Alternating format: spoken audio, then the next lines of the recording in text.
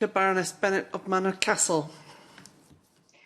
My Lords, today we're bringing over into UK law, as the Noble Lord the Minister outlined, the EU competition regulations. With only a couple of score days until the end of the transition period, whatever that's going to look like, there is little chance but to make the fairly minimalist and technical arrangements outlined, although plenty of complications remain and may well be added to by future legislation, as the Noble Lord, Lord Lansley, just very clearly outlined. But the debate on this SI is also a chance to think about the place of competition in our society.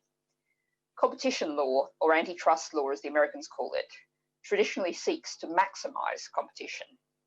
In that, our current law is clearly failing, from the dominance of a handful of internet companies in cyberspace, the dominance of the great parasite Amazon in cybercommerce, the oligopolistic place of a handful of companies at each stage of our food chain, from seeds and fertiliser supplies to manufacturing and fast food.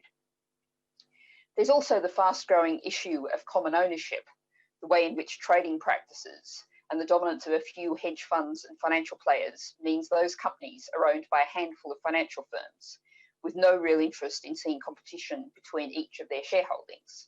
And I'd be interested if the Noble Lord the Minister is able to make any comments on what plans the government has to tackle that issue, which has been raised by, among others, the OECD as a growing concern.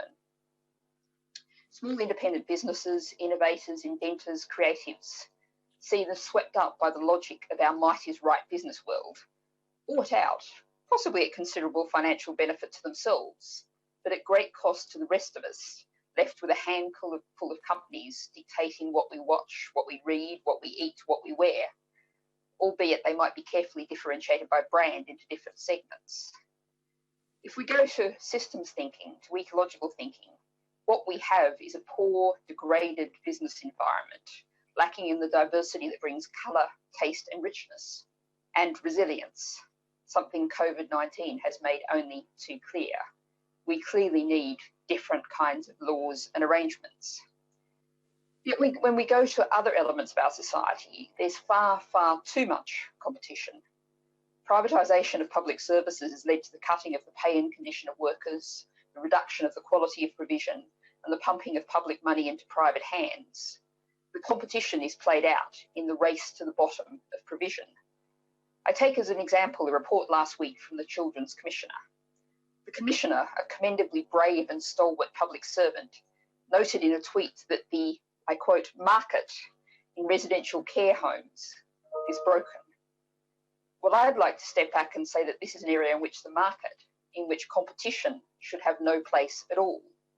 Competition has not and cannot work out how to provide for the best possible provision for mistreated, suffering children.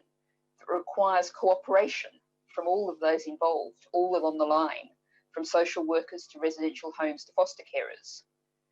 To set up a system designed to make profits from this is nothing short of obscene. And we might look to the United States, to another area where competition is entirely inappropriate. The provision of prison places, also of course here in the UK, where private prisons are demonstrably worse than their public counterparts.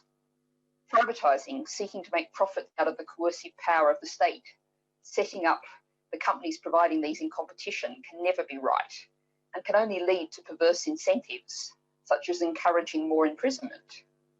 However much the individuals in the system might be there, as the vast majority of them are, for entirely right humanitarian reasons. So we have a society both lacking in competition and with far too much competition. But behind that is a monolith.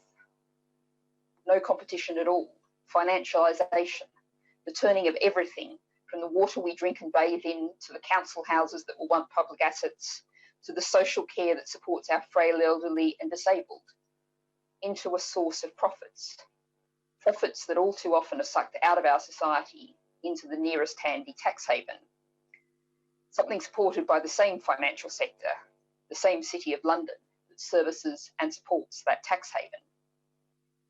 We've seen the destruction of a balanced, mixed, healthy ecosystem, economic ecosystem, with some things working by good competition. Local market gardeners seeking to produce the freshest, tastiest, most interesting vegetables, local tailors being the best at reviving and updating your wardrobe, carpenters producing solid, useful and attractive furniture, and other things. Schools, carers and housing not built on competition but cooperation, being regarded as the solid foundations of a decent society. My Lords, there's no choice but at this moment to support this SI to go forward from where we are. But as the government keeps talking about build back better and levelling up, we really need to look at far more foundational issues and far more foundational laws for our society. Thank you, my Lords. Call the next speaker, Baroness McIntosh of Pickering.